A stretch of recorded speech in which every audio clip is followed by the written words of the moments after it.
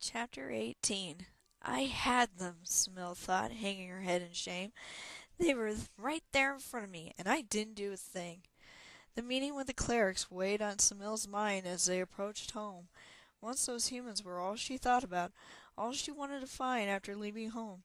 But coming face to face with them, seeing their joy and gratitude upon seeing her, made Smil powerless.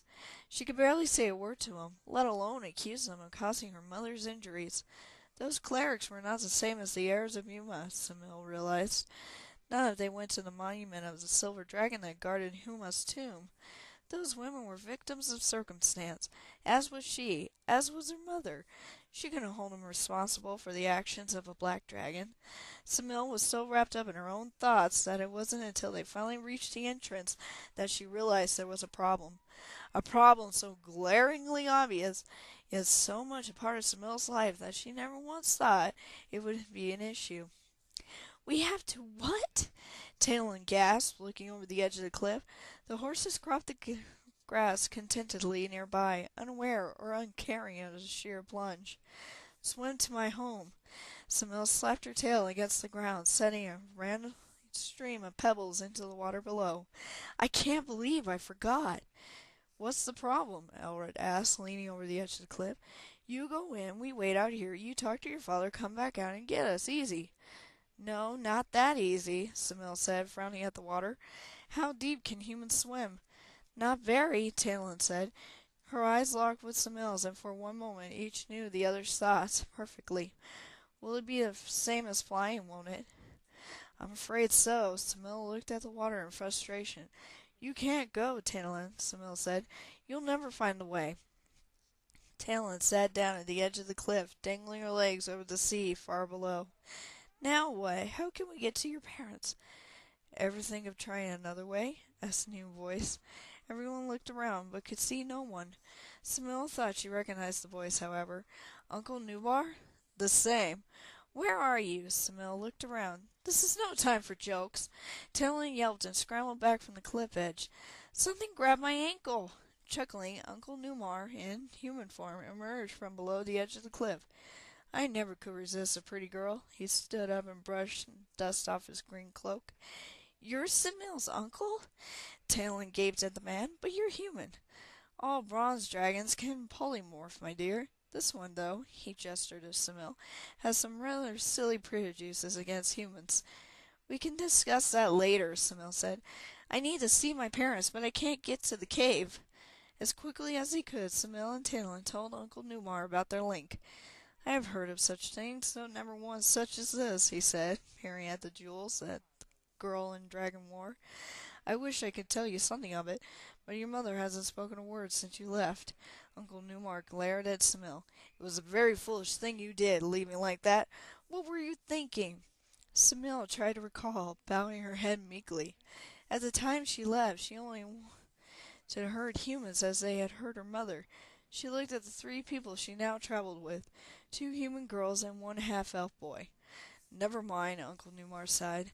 "There's a way into the mountain that humans can take, though we keep it well hidden. Follow me." Uncle Newmar led them down a path down the opposite side of the hill that Samil had never seen. She had always used the underwater entrance. "I see you have at least learned to tolerate humans," he said to Samil, who didn't reply. "There are other dragons who are beginning to think as you, though. There was a conclave called to discuss a new movement among some of the humans. Some of them wish for the good dragons to leave these lands." Samil glanced back at the others. She saw them exchange a somewhat guilty, somewhat embarrassed look. But the heirs of Yuma wasn't as important as straightening out the jewel mess. It was just too complicated. "Ah, here we are." Uncle Numar stopped in front of a boulder that would take 10 men to move. He changed from his human form back to dragon and rolled the boulder aside before Talon, Rama, and Elric could finish their shocked gasps. "Just follow the passage." Uncle Numar gestured into the tunnel with a flourish. "Samil, you should be able to fit. I'll return shortly." "You aren't coming with us?" Samil asked. "I need to go to that conclave and find out what those humans are up to. Don't they know not to tweak a sleeping dragon's tail?" With those final words, Uncle Numar leapt into the air and took off. "See what you caused?" Samil asked Talon. I can't do anything about that now, Talon said, entering the tunnel. Let's just fix this thing first. Samil agreed, though she didn't like it. She entered last and tried to move the boulder back into place, but couldn't budge it. I wish Uncle Numar would have waited until we were inside to leave, she grunted. I don't, Rama shuddered.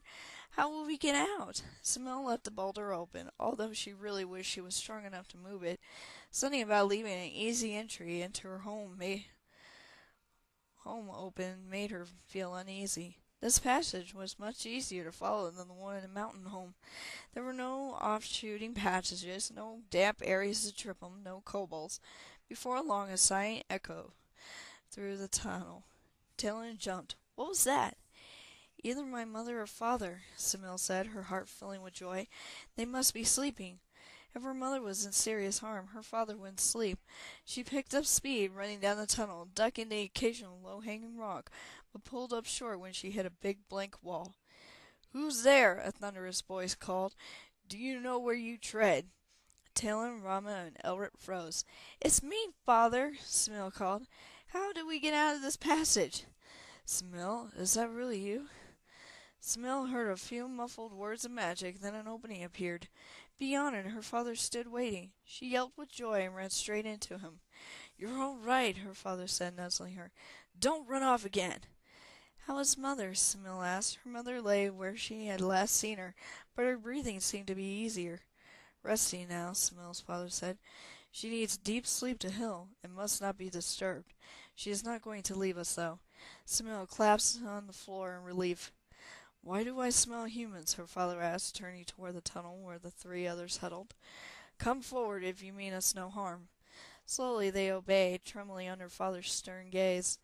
You travel with humans? Father asked Samil, his eyes wide in amazement. Samil looked at the ground. It's a very long story, too long to tell now.